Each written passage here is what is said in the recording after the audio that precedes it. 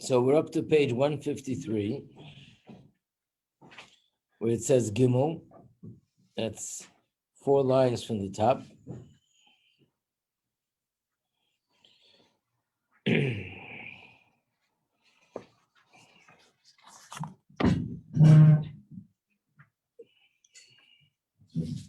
So the last thing that he explained was after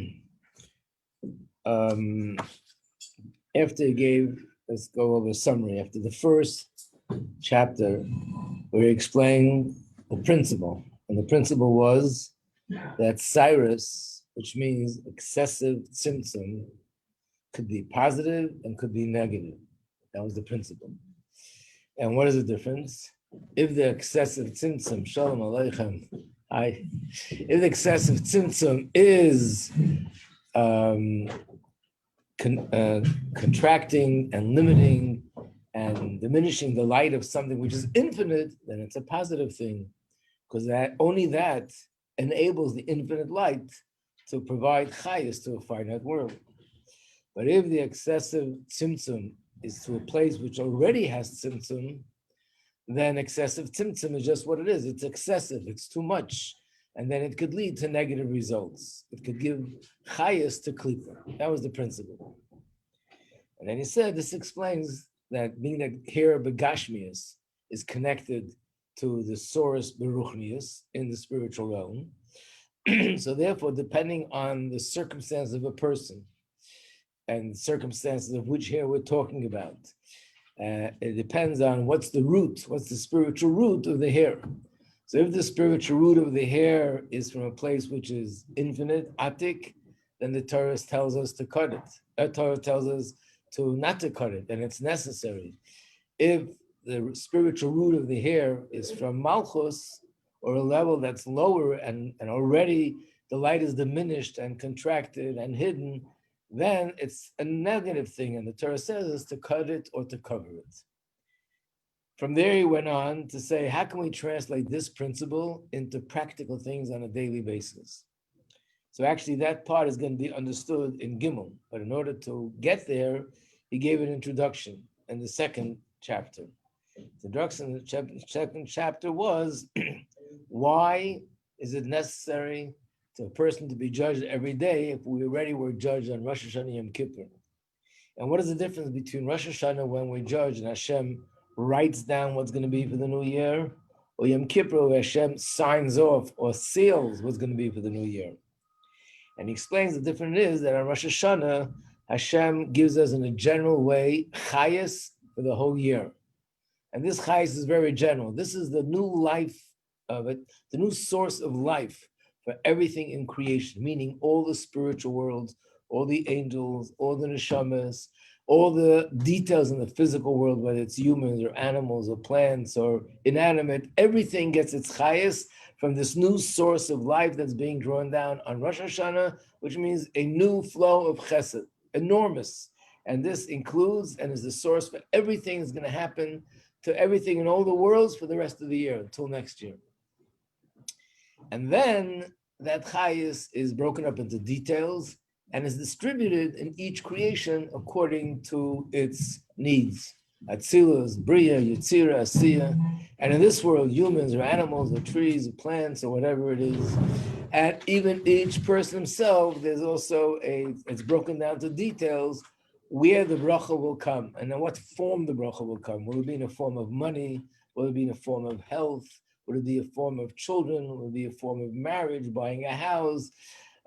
Being happy, not preventing some sort of emotional pain. Everything is included, but on Rosh Hashanah it's in general, and throughout the year it flows and descends until it manifests into that detail. So he says that Chasima means that on Yom Kippur, that's when Hashem breaks things up into details, and everything is put into a slot, as if to say, a certain channel, a certain conduit. Now this is going to go to this person on this day in this area of his life. Once that happens, then the situation is sort of limited and I can't change it. Before that happens, I can change and say, Hashem, I'm just saying theoretically speaking, give me more chesed in health then you'll give me chesed money. I want the chesed to flow in the health channel, not in the money channel. Or I want it to flow in the happy channel rather than in the health channel. Whatever it is, it's still possible because it's very general. And from there, it gets distributed to the detailed channels. But once it's in the flowing in the detailed channel, it's already going in this channel. And that's why it's called that it's sealed, that it's signed off. From this point, you can't make the changes anymore. And then what's the point in davening every day? The point is that in order for it to be transformed and transmitted from the general chayas to the specific detail, it goes through a process of change and tzimtzum, millions and billions and trillions of levels through each world. And therefore, even if a person already has the chesed, we're still begging Hashem, please let that chesed translate and manifest into the physical benefits in this physical world. Because if the chesed stays in the spiritual realm, it's not going to affect us here. As an example, the famous story with the Alter Rebbe and the Tzemach Tzedek. And this is an answer to similar stories. There's a mimer of the Alter Rebbe, where the Alter Rebbe writes that in the year Tov Reish Ches, which is 1848, that's a time for Mashiach to come. So that year, 1848, came and went. I'm not sure at which point the Rebbe Maharash, the Tzemach Tzedek the Rebbe Maharash asked his father, the Tzemach Tzedek, how could this be? It says clearly in the Alter Rebbe that this is the date for Mashiach, and it didn't happen. So the Tzemach Tzedek said, don't you realize this year the Likutei Torah was printed? Likutei Torah is Maimarim from the Alter Rebbe. It was printed for the first time, and even though every Maimer is a Maimer and it's godliness, but the Likutei Torah is more than that. This is sort of the basis for all the Maimarim that all the Rabbeim later in future generations spoke about. In fact, in Sichos it says that just like in Torah in general, we have the written Torah, which is the Chumash and the Tanakh. Then the oral Torah is the Mishna and Gemara. And then there are hundreds and thousands and millions of pages of Torah that are written by great sages throughout the ages. But all these sages, whatever they write, is based on the Gemara and the Mishnah, which is based on the Chumash. So in a similar way, it applies to Chassidus, that the written Torah of Chassidus is sort of Tanya. And the oral Torah is Likutei Torah and Torah, or these are the two Svarim of the Alter Rebbe that have Maimarim that explain the spiritual significance of each Parsha. And this week's Parsha is a story of Kislev Yaakov and a whole story about sheep. We mentioned it in the Dom, those that were there, that he made the sheep this color, that color, with spotted sheep, or sheep that's stripes. So anybody who has 1 ounce of brains in their head and has 1 ounce of understanding what Torah is all about, or who the Avos were and who Yaakov Avinu was, would realize that this was not about accumulating sheep, and he wanted this kind of sheep with polka dots, without polka dots, brown, white. There's got to be something more to it. So when you look in the Likutei Torah, that Torah it's called, the one is on Chumash Bereishis, it explains what it is spiritually, and the same with every parsha. So, in fact, there was a lot of opposition. There's 2 volumes to this. One is the volume that covers Chumash Bereishis, Chumash Shmos. The other volume covers Vayikra, Bamidbar, Dvarim, and Shir HaShirim. But there's a strange thing. The 2 volumes have different names. The first volume, the one that covers Bereishis and Shmos, is called Torah Or. The one that covers Vayikra, Bamidbar, and Dvarim, and Shir HaShirim is called Likutei Torah. If it's one thing that explains all 5 Chumashim, why does it have 2 separate names? So the answer is that after the Tzemach Tzedek printed the first volume, all the printing presses that print Torah books, especially books of Chassidus, were closed down by the government. There were people that were against Torah and against Chassidus. This was the Enlightenment movement. As usual, they filed a complaint against the government, some false accusation against the publishing house. false accusation. And as a result of that, they closed it down. And for 10 years, they couldn't print anything. 10 years later, which was the year 1848, they reprinted the second part, which is the Kuti Torah. And Alter Rebbe told that Tzemach Tzedek came to him in a dream, and he told him that this volume should have a different name, the Kuti Torah. So there was so much going on. Finally, it's printed, and Tzemach Tzedek said to the son, the Rebbe Marash, "You're asking why Mashiach didn't come this year? This is it. Look how much godliness was revealed in these books." So Rebbe Marash said, "No, we want Mashiach Gashmis in a physical sense." And of course, he said to him, "You're right." And the Rabbi spoke about the story many times, about the question, about the answer. But here's an example of something which was an amazing, amazing gift, equivalent to Mashiach. But what is Mashiach? Where godliness was revealed in the world. Here, godliness was revealed, but in a spiritual way, not physically. So imagine a person can get a bracha for amazing things, parnas and all that, but it's going to be given to him spiritually, not physically. It's not what, I mean, it's nice, but we don't want only that. We want it to be translated in health and happiness and all the things that we need as human beings down here. Isn't Mashiach in the mind? What? Isn't Mashiach in the mind? Mashiach is not just in the mind, it's going to be physically. There'll be a physical Beis HaMikdash, there'll be physical mitzvahs observed, we'll be able to see with our physical eyes God's presence in the world, and there'll be physical peace in the world, and there'll be all these things will be begashmi. It's not just in the mind. Now, after all this, we'll understand how to apply practically this principle that excessive tzimtzum is not good. Gimel, page 153.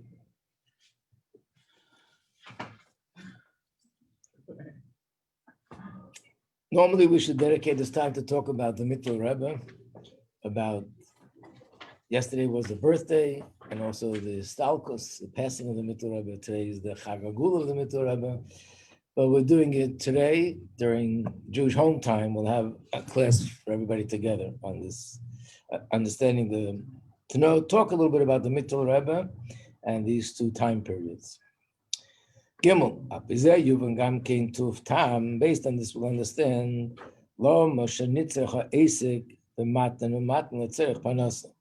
why is it that a person needs to engage in Gashmistic business in order to have panasa? What's the question? Even if a person is judged every day in a positive way, and in Shemayim they give a judgment, okay, the judgment is that this spiritual blessing that you got will be translated begashmius. She'ilei parnasa, you'll have physical parnasa, you'll have sustenance in a physical sense, you'll have money coming in. Nevertheless, even with the bracha, if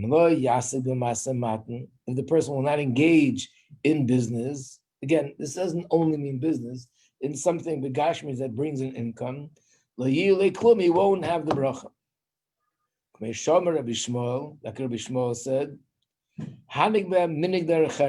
that even though you're a Torah scholar, and even though you're passionate about learning, you have to follow the ways of the world.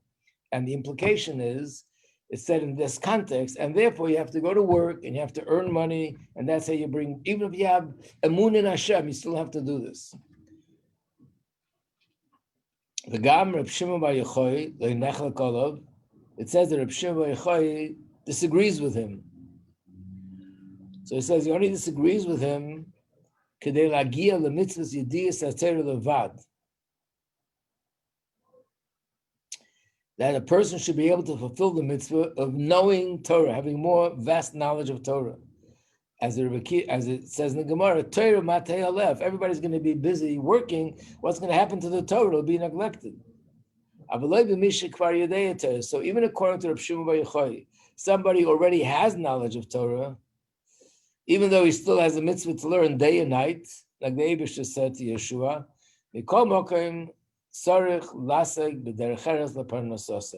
person is obligated, even that person has to engage in activity of business that'll bring a livelihood, that'll bring a sustenance to him, the Gashmis.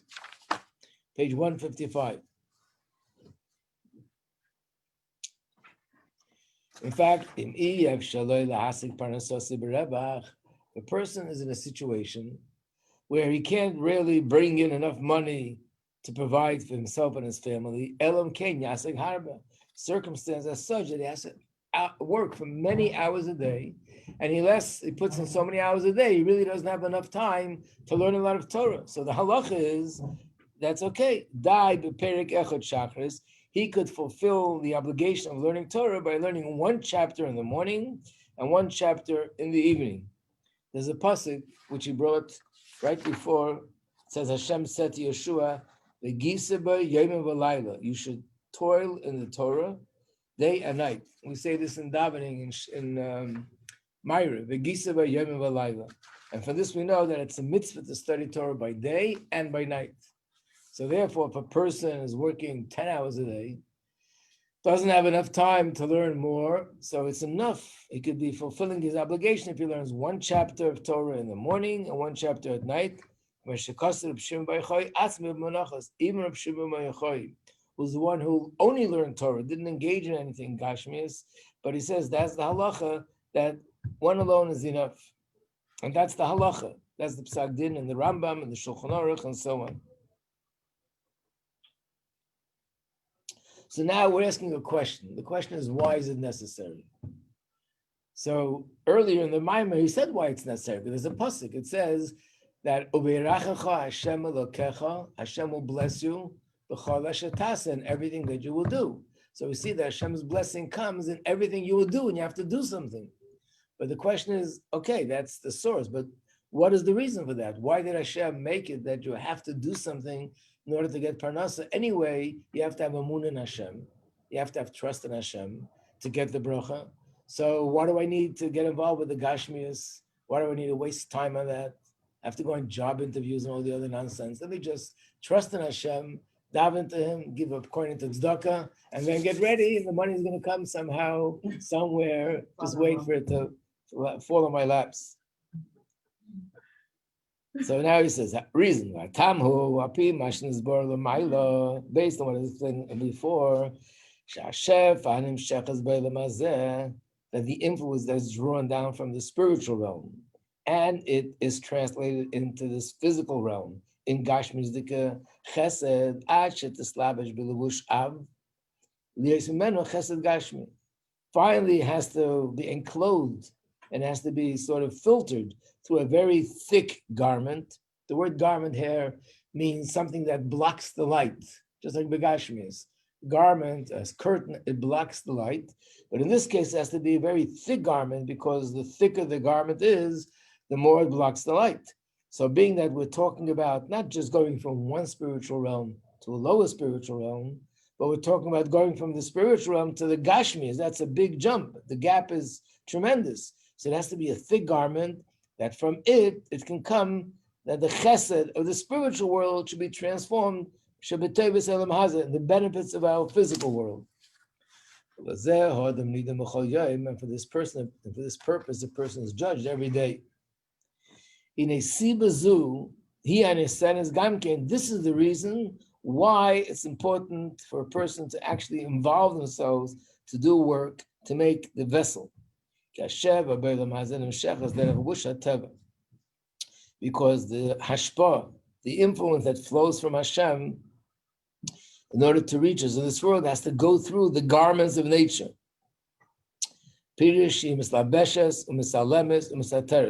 This is actually the definition of the thick garment. What's the thick garment? Something that blocks Hashem. So when a person does something in the natural order, which means he buys something and then he sells it and he makes a profit. So it's clear that the reason why I made money was because I bought something. I had the brains to buy the right product, and then I sold it at the right time, and I made money, and that's why I'm making a profit in business. Imagine you buy a product that nobody's interested in buying. It's not on the market. You can't market this product, so I lost money. But I had seichel to buy the right thing, and then I went and I sold it at the right time, and I made money. The fact that something happened here, which is the natural order, which makes it appear as it has nothing to do with Hashem, it's pure nature, that in itself is the garment that we're talking about that blocks Hashem's light. because that conceals the fact that Hashem is involved in this process of me making money. It looks like as if the world has its own independent pattern, which is derech hateva, the natural order. We said this many times in class, that people who don't believe in Hashem, people who think at least that they're atheists, so what do they attribute everything to? Nature. And they'll tell you, this is because of nature, and that's because of nature, and so on and so forth. So that means that nature is the reason why things happen. That's derech hateva.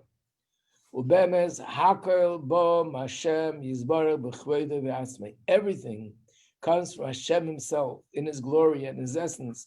It comes from the source of all sources. There's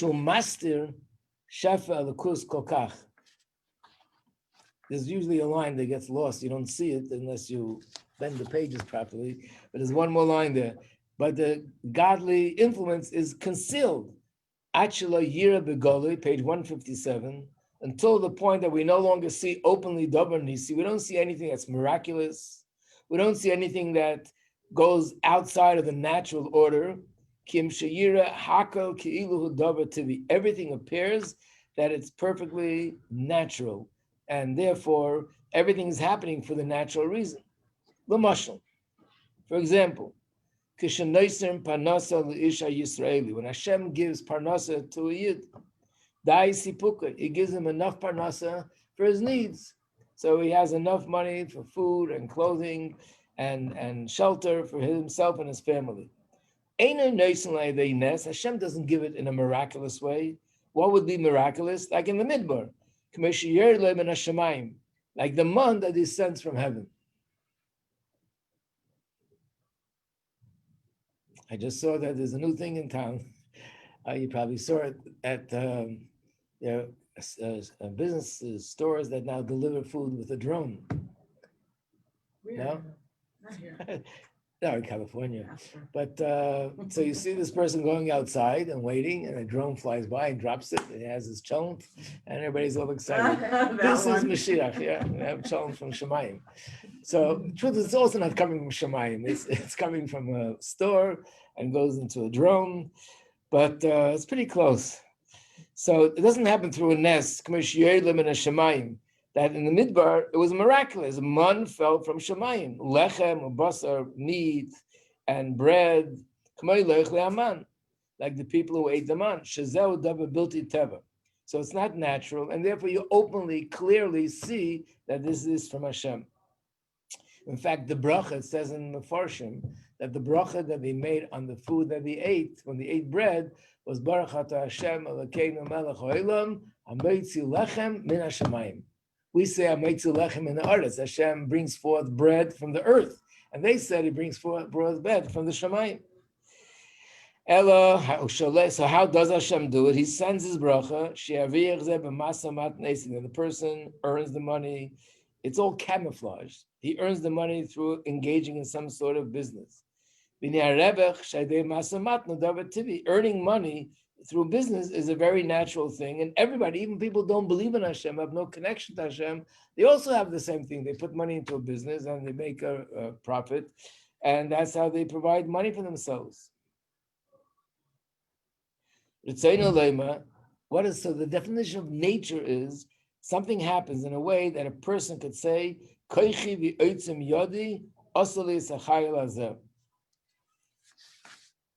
is a quote from a pasuk. It says a pasuk in Chumash. If you want to take a look for a moment, page 74. Actually, the pasuk is talking about this, where Hashem, Moshe Rabbeinu is telling the Yidden that you're going out of the Midbar and you're going into Eretz Yisrael, and Hashem will give you what you need. But imagine if you would say to yourself in your mind, it's my strength and my power that made it possible for me to acquire and accumulate this wealth.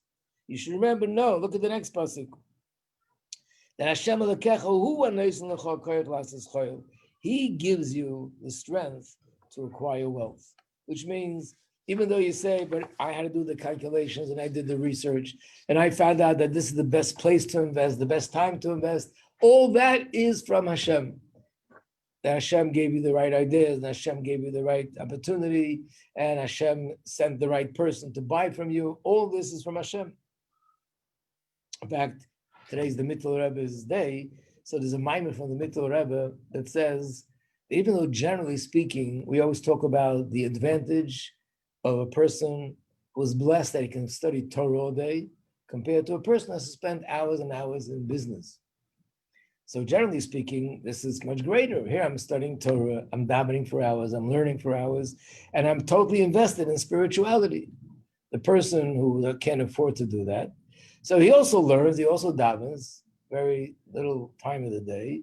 Most of the day, he's busy with his business. So in the language of Torah, and specifically in the Sichas, the one who is learning all day is called Yeshiv Oyel. He sits in the tent, like it says about Yaakov. And the one who does business all day is called Bali Asokim, people engage in business. So generally speaking, there's an advantage of this over that. The Mittel Rebbe says there's an advantage, though, in the person who does business over the person who learns all day. What's the advantage? When you're in the business world, you can see Hashgacha Pratius in the most explicit way. And the person who's learning doesn't see that.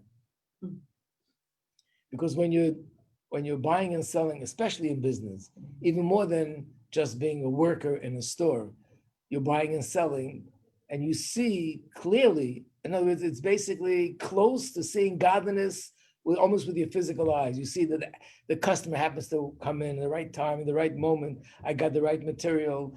The person bought from me, and he actually paid me for it, because unfortunately there are people that invest, they have good customers, and then the customer goes bankrupt and you lose all your money, and a lot of crazy things happen in business. So very often in the business world, in the Gashmistic world, that's where you could see Hashgacha Pratis much more than if you're sitting and learning the whole day, because things are happening. And if you pay attention, you can see that things happen in such a way, like the story of Purim. You know, the story of Purim on the superficial level, if you look at the story in the Megillah, nothing miraculous happened. The miracle was the amazing Hashgacha Pratis, that this happened to Vashti, and then this happened to Esther, and then this happened with Mordechai, and he overheard people talking that they want to poison the king. And the chain of events is so clear that you see God's hand in a very open way. So this could happen to every person when he's in the business world. Also, when people are in Kollel and they're like tight, this and that, pulling in dollars from here and there, they also see a lot of Hashgacha Pratis. First of all, you can see Hashgacha Pratis even in learning, Okay. you know, that you have a question, and so happens to be that you turn a page somewhere, wow, that's an answer to my question. Okay. You know, the opening Igris is Hashgacha Pratis, but it's not, and you can't compare it to the Hashgacha Pratis that takes place on a daily basis in the business world. Okay.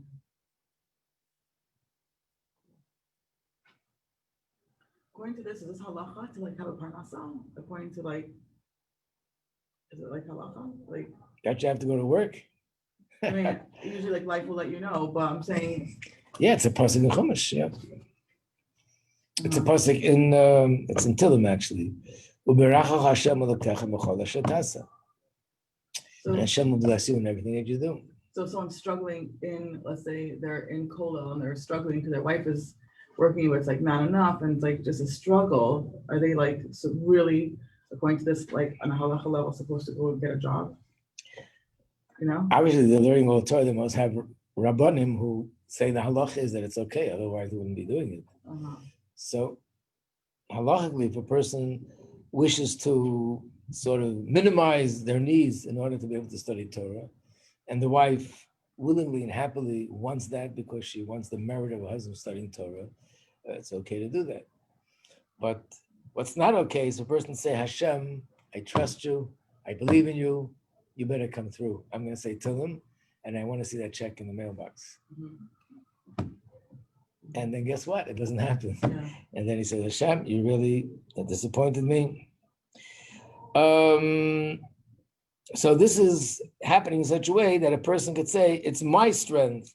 Chachmasi amdali, it's my wisdom that stood behind me. Next page. Because I have a good business mind and I know how to deal with business issues, what to buy and when to sell, and similar things. So basically, I give myself the credit for all these things that happen. But the truth is, there's a pasuk We just looked at page 74. This pasuk is on page 73. You want to take a look at the pasuk? It's in Koheles, the writings of Shlomo HaMelech, and it says, "Lo lechachamim lechem, but lo lenevonim osher." Bread doesn't come to the wise, and riches doesn't come to the intelligent. What do you mean? The people who are rich, they're brilliant. That's how they became rich. And the answer is no, it's not their brilliance that got them rich. In fact, the fact that they're brilliant is also the garment that conceals. It looks as if it's their brilliance. The fact that Hashem decided to make this person a millionaire, and this person a billionaire, and this person a multi-billionaire, because Hashem decided, for whatever purpose there is in all this happening, that this should be the person who's going to have billions. And this is the person who's going to have hardly a parnasa. That's all in Hashem's plan, which we don't understand. And when you say, no, the reason why Bill Gates is so rich because he's brilliant, that's part of the garment. In other words, Hashem made him be brilliant. So it looks as if he's getting all this money because he's brilliant. So he thought of this and he thought of that. But in reality, it's Hashem wanted him to have this kind of money. And we do see a lot of people who are multimillionaires or billionaires, and brains is in someone else's head, not in theirs. And yet they made all this money. In fact, they made many mistakes, and somehow each mistake turned out to be another reason to make more money. So it's not the rich that accumulate the bread.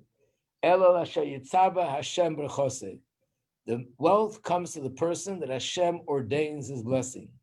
And Hashem will decree with Hashgacha Pratis that this person should be rich and this person would be poor. This person he raises, and this person, for whatever reason, he puts down. We don't understand this. In fact, there's a famous word from the Alter Rebbe, because this is, of course, one of the most difficult things that we struggle with. And that's like, it's impossible to understand as much as we try. Why did Hashem do this? This person's such a nice person, such a good person. Look what's going on. This person is such a mean person, such a miserable person. And look what's happening in his life. And we see this all the time. And the same as with countries or nations or people. And we just don't understand it. And we struggle to try to understand.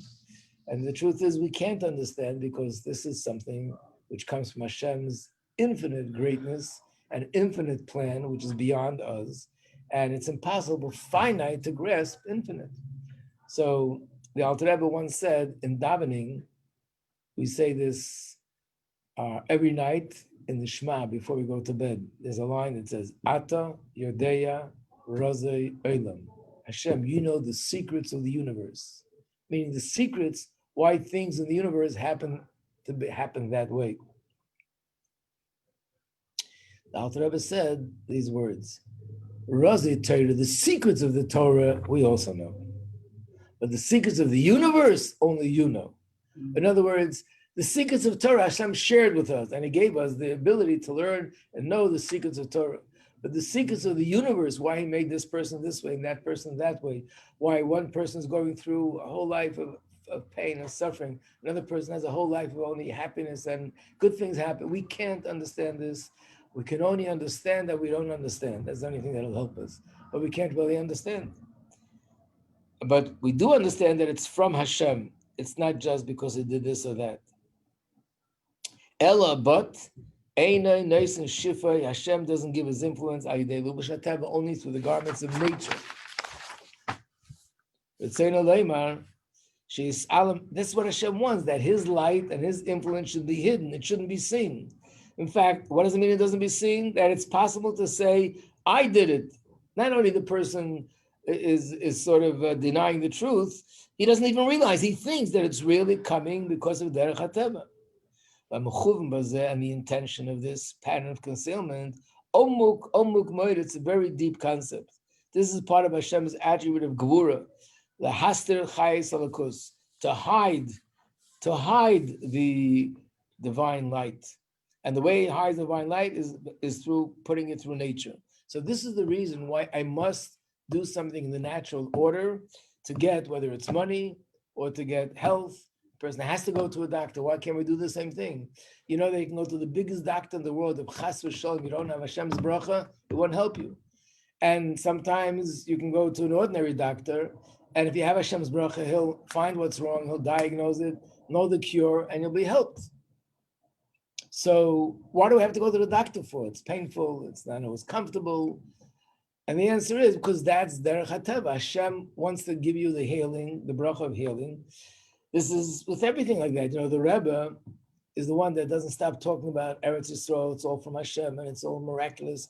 And yet at the same time, he was the one that is talking about do everything for the security of the land. Don't give back an inch of land. And the army has to be the strongest army. How could you talk about both things at the same time? It's either Hashem or that. And the answer is, being that the circumstance is such and such, then you need a strong army, you need tremendous amount of things happening for the security of the land to protect us. But I'll soon bring out another point, that depending on what kind of bracha you want, that's the kind of vessel you need to make. In other words, what if somebody would say, okay, you're right, we need an army.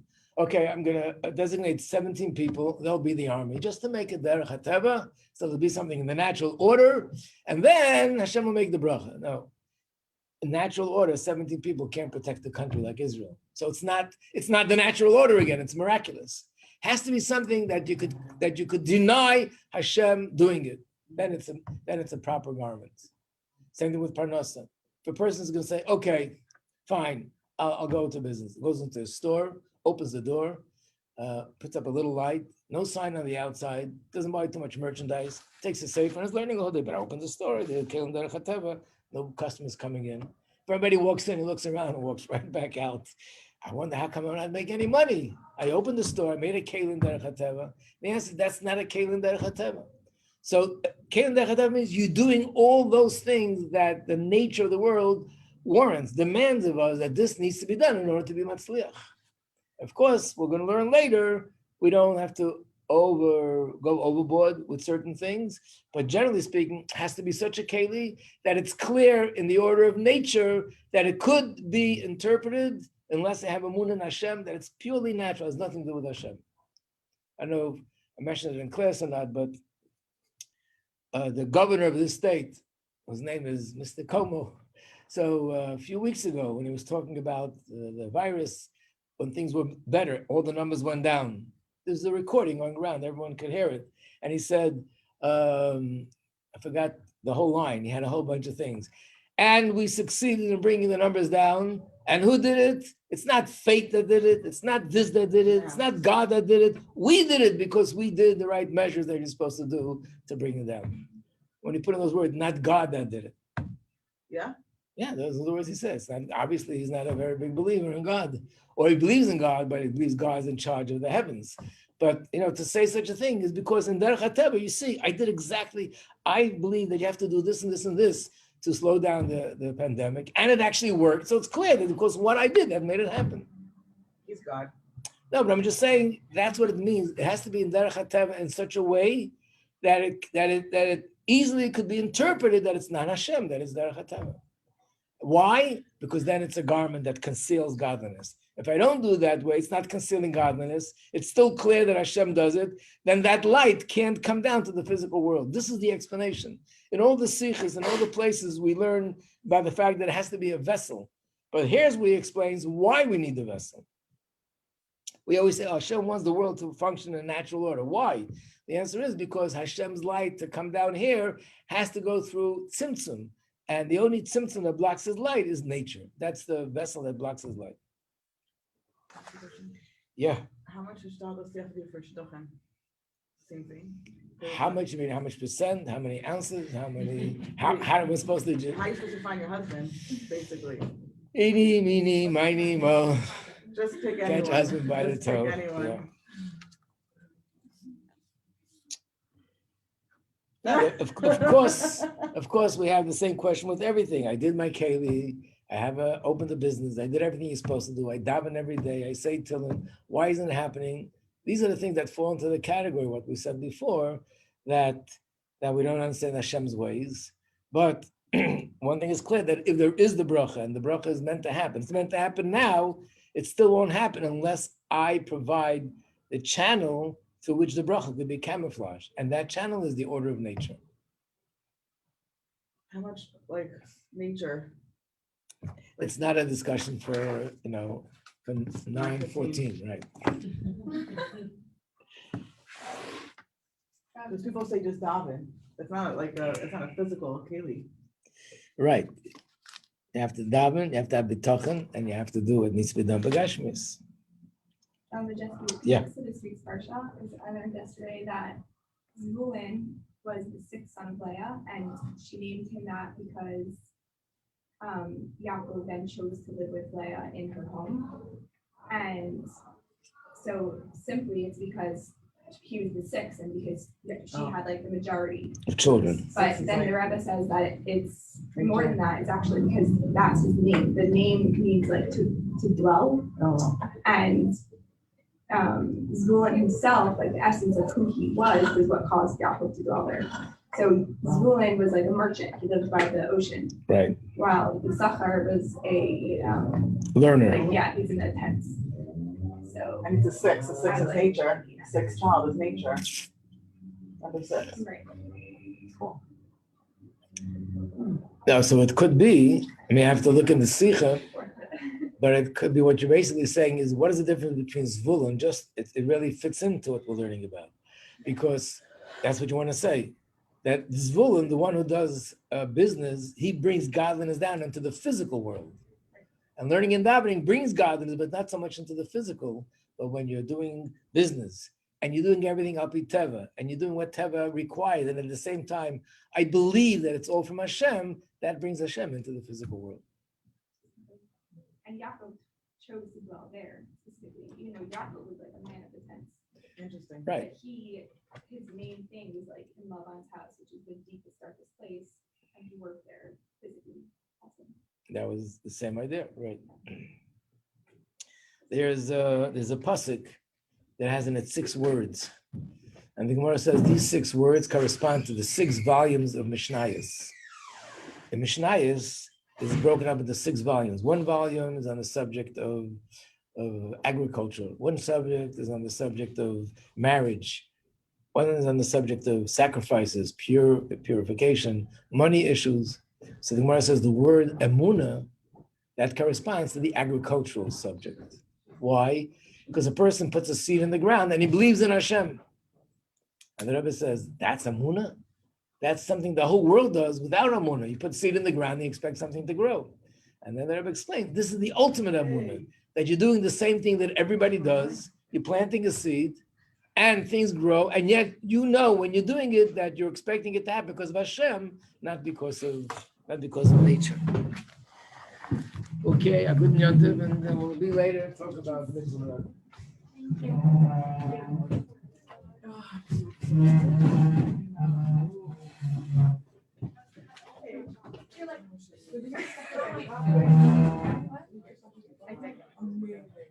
Oh, I have one for you. I have another one.